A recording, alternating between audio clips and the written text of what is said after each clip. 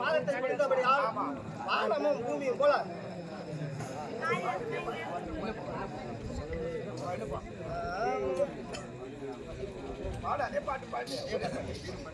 எல்லாம் தூதிக்கா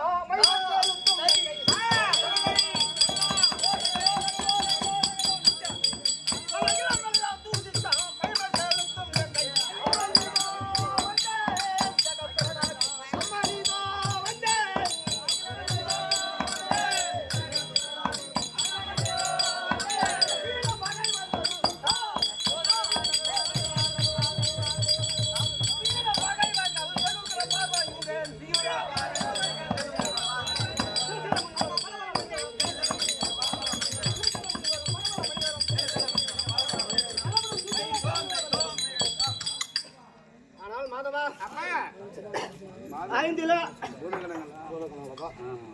ஆனால் பூதகணங்களா ஐந்திலே 5 தோன்றியது. ஆமா. மருது, நீளம், குறிஞ்சி, நெய்தல், பாலை. ஆமா. குறிஞ்சி வனத்திற்கா தலைவன் முருகன். ஆமா. முருகன் தந்தையா சிவன். சிவன் ஏறக்கூடிய வாகனம் ரிஷிபம். ரிஷிபத்து கெட்டாது தனுசு. தனுசு என்ற முல்லை மரத்தவன் கண்ணன். கண்ணன் பிள்ளையோ மன்மதன். மன்மதனை குழையா கொண்டவன் சந்திரன். சந்திரனுக்கு இஷ்ட நண்பன் சூரியன்.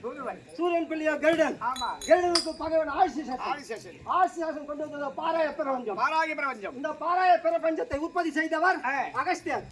அகஸ்தியர் நற்கதி அடைய வேண்டும் என்று ஓங்கி தவம் இருந்தவர் அனுமான் கொண்டு வந்த இந்த பருவமலை. அந்த பருவமலை வேரோடு தூக்கி எறிந்தவன் ராவணன் சிரத்தை எடுத்தவர் ராமருக்கு மறு அவதாரம் மாலாகிய மகாவிஷ்ணு. ஆனா பூதகணங்களா மகாவிஷ்ணு இடதுபுறம் மார்பில குடியிருப்பது லட்சுமி அம்மா.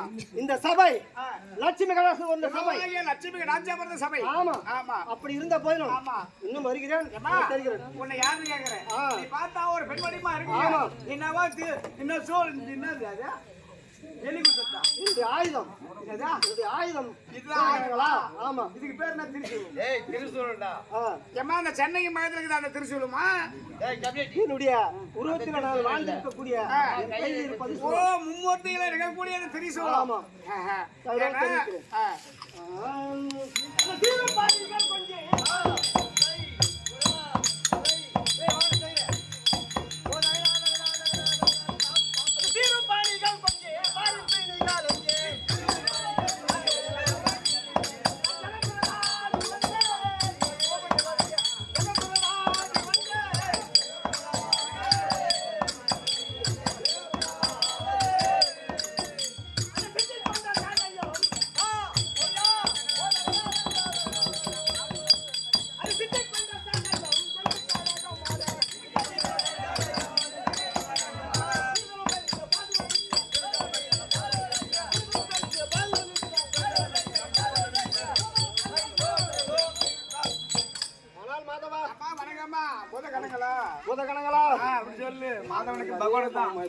பகவானுக்கு மட்டும் நானும் ஆமா புக்கன் படத்தை பரமக்கடவுள் இருக்கிறாளவா அண்ணாருடைய சடகபாரத்தில் இருக்கக்கூடிய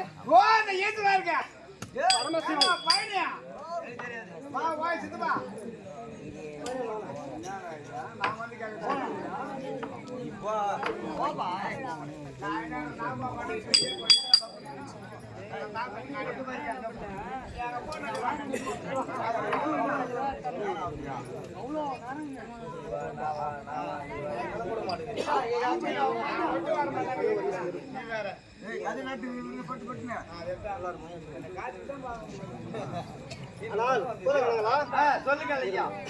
கொரப்பாடி கிராமத்தில் அர்ஜுனன் விஜயா இவர்களின் புதல்வன் காமராஜ் மல்லிகா இவர்களுடைய குழந்தைகளுக்கு உடல்நலம் சரியில்லாது இருந்ததால் அம்மனை வேண்டிக் கொண்டு அம்மனுக்கு காணிக்கையாக 1000 ரூபாய் அளித்திருக்கிறார்கள். அம்மன் ஆனது அந்த குழந்தைக்கு நோய் நொடி இன்றி அந்த உடம்பு சரியாகி குடும்பமும் செல்வமும் நல்லா மேலும் மேலும் வளர்ந்து நிலைமையில இருக்க வேண்டும் என்று எங்கை அம்மன் நாடகத்தின் மன்றத்தின் சார்பாக கூப்பி அம்மா வணங்கி கேட்டுக்கொள்வோம்.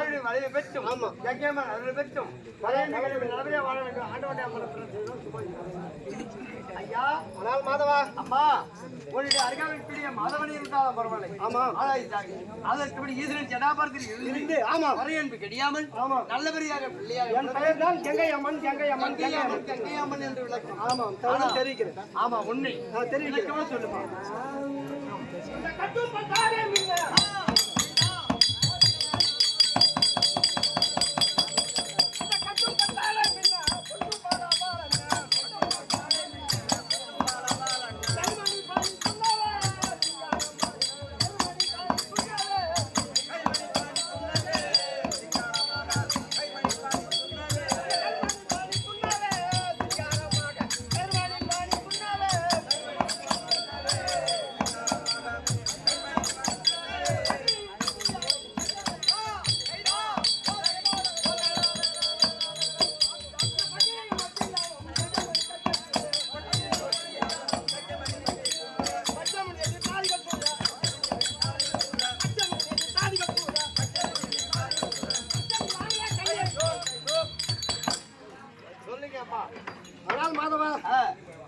ஈசன் சதாபாரத்தில் கீழே இறங்கி வந்த காரணம் என்ன கேட்கிறேன். என்னமா கேட்காது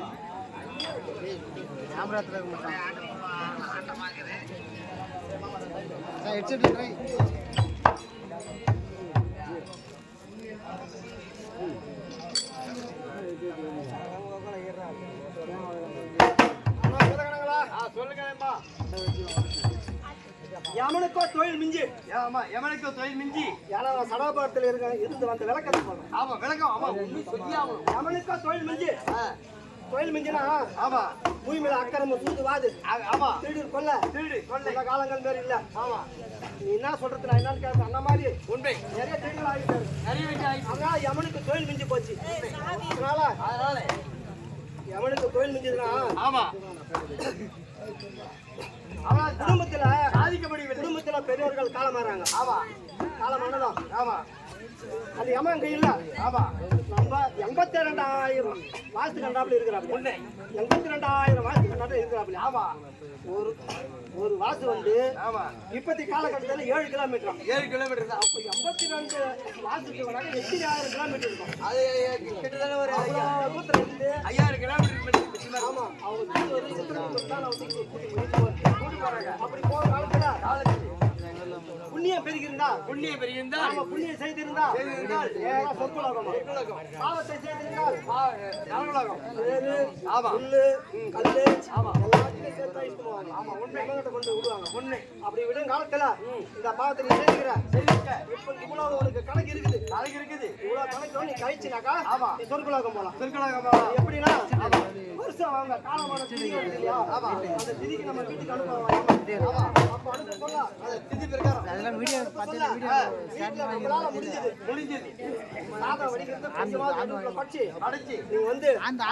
சத்தனாளைக்கு வந்து நீங்க வந்து சாப்பிட்டு ஒரு நதிக்கரையோ எங்களை வாழ்த்தி விட்டுட்டு போங்க.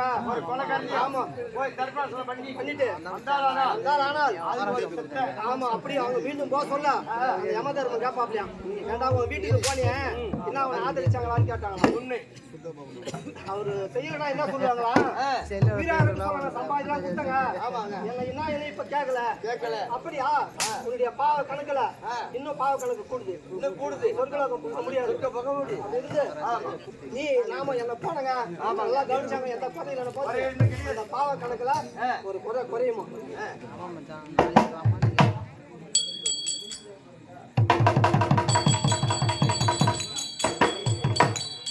அந்த பாவ கணக்கு அப்படி குறையுமா?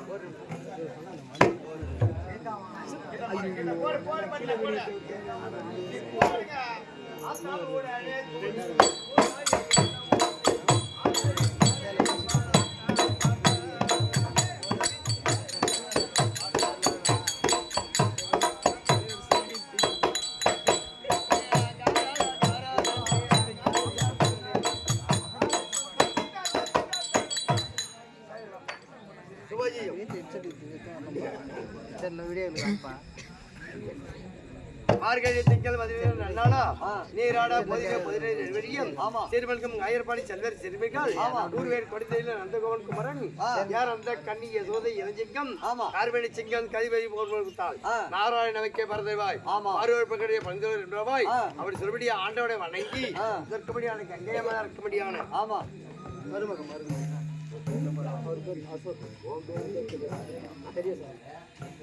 பெரியசாமி சொல்படியா துறப்பாடி கிராமம் விழுப்புரம் மாவட்டம் செஞ்சி தாலுகா விழுப்புரம் மாவட்டம் சொல்படியான பெரியசாமி சொல்படியான அன்னார் அவர்கள் கிரியாமனா இருக்கும்படியான அன்னார் அவர்களுக்கு அவர் இருக்கும்படியா மருமக பிள்ளையா இருக்கும்படியான அசோக் மணிமேகலை மேலச்சேரி கிராமத்தில் வாசலுக்கு மட்டும் ஆவனாருக்காகவே அதற்கு 2000 ரூபாய் அன்பளிப்பாக காத்திருக்கின்றார்.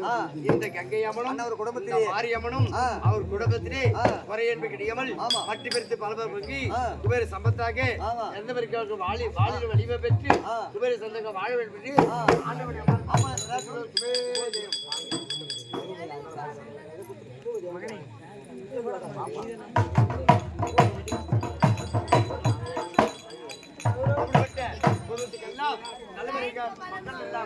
இருந்து இந்த கங்கை அம்மன் அவர் குடும்பத்தில் நடைமுறையாக இருக்க வேண்டிய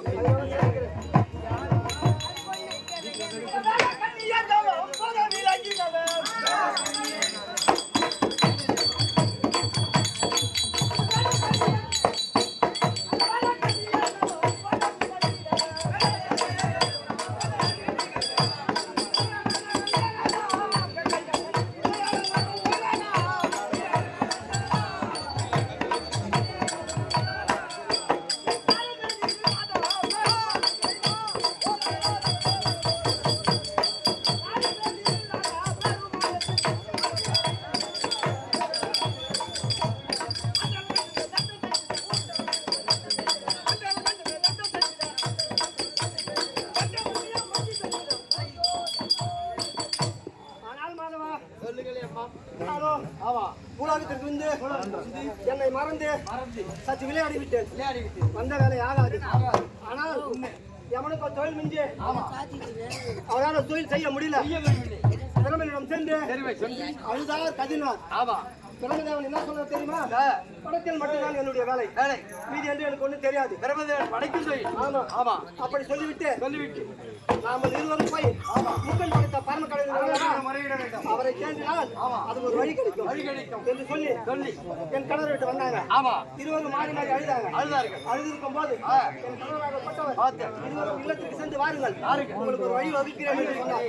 அப்படி சொன்ன போது என்னை சதாபாரத்தில் இருந்து கீழே இறக்கி விட்டு எங்கா போனி அம்மா தாயே நீயோ பூலோகத்துக்கு சென்று துஷ்டர்களை அடக்கி ஈஸ்வரை காத்து வர வேண்டும் அப்படி சொன்ன போது ஆனால் நான் எப்படி பெண்ணாக நான் எப்படி பூலோகத்துக்கு செல்வது, எப்படி அரக்கர்களை வெல்வது என்னால் முடியாது அப்படி என்று சொன்னேன். நீ எதற்கும் தயங்காதே. நீயோ ஆயர்பாடியிலே விதிகளை சுகாமணியம் குழந்தை இல்லாமல் இருக்கிறார்கள். அவங்களிடம் சென்று குழந்தை இல்லாத தாமம் பண்ணிக்கிறாங்க. அதிலே போனால் தழுந்து வந்தால் அவர்களை எதிர்த்து வைப்பாங்க. ஆனால் அவர் ஒரு வார்த்தை சொன்னார், என் சக்தியுடனே நான் தெரிந்து கொண்டு அப்படியே என்ன செய்தேன் தெரியுமா? இருவரும் ஆற்றில் பூஜை செய்து கொண்டிருக்கும் போது செய்யும் போது அவர் என்ன விதிகளை சொல்றாரு, என்ன சொல்றாரு? பெண்ணே, இனி நம்ம பாக்கியம் கிடையாது. நம்மளாம் வயது முறிஞ்சு விட்டது. பூஜை செய்ய மாட்டேன். ரெண்டு நாள் செய் சொல்லி வீட்டுக்கு வந்தார். அந்த தருணத்திலே நான் என்ன செய்தேன் தெரியுமா? என் சக்தியால அம்மா என்னுடைய தாய் இடத்துல பள்ளியில சிவமணி சிறு குழந்தையா மிதந்து போனேன். சிறு குழந்தையாக மிதந்து போனேன். மிதந்து போன உடனே என் அண்ணையா, ஐயோ இது என்ன குழந்தை தண்ணியில மிதந்து வருகுதே, இது என்ன ஆச்சரியம், இது எப்படி அப்படின்னு சொல்லிட்டு நடுங்க குழந்தைய பார்த்தா உயிரோடு இருக்கிறது. அப்படி என்றால் வாரி அணைத்து முத்தம் கொடுத்து குழந்தை இல்லாத பாக்கிட்டு அம்மா எனக்கு குழந்தை கட்சின்னு சொல்லிட்டு இதுவெல்லாம் வீதியெல்லாம் சொல்லிவிட்டு அனைவரிடம் சொல்ல கணவர் என்ன சொல்ல தெரியுமா? குழந்தை தண்ணியில் எப்படி உனக்கு கிடைக்கும், எப்படி உயிரோடு கிடைக்கும் கேட்க இருவருக்கும் மோதல் ஏற்பட்டது. இருவருக்கும் மோதல் ஏற்பட்ட உடனே என் அண்ணியா சொல்லி விவரம் சொல்லி புரிய வைத்தார். அப்படியானால் இந்த குழந்தை நன்றாக வளர்ப்போம் பாரு என்று சொல்லி அப்படி என்று வீட்டிலே வளர்த்து வந்து இந்த குழந்தைக்கு பேர் வைக்க வேண்டும் அப்படின்னு சொல்லி ஒரு பேர் வைத்தார்கள். அங்கதான் எனக்கு கங்காபூரி என்று பேர் வைத்தார்கள். கங்கை அம்மன்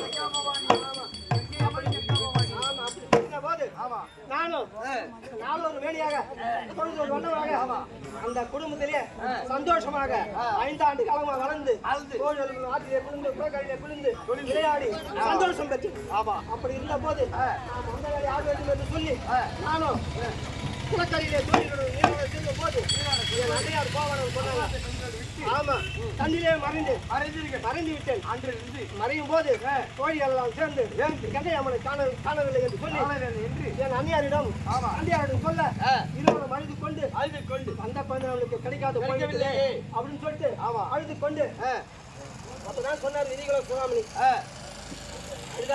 அழுகாது கிடைச்சது அதான் பாக்கியம் அண்ணியில கிடைச்சது போயிட்டு மனசை தேத்திக்கோ.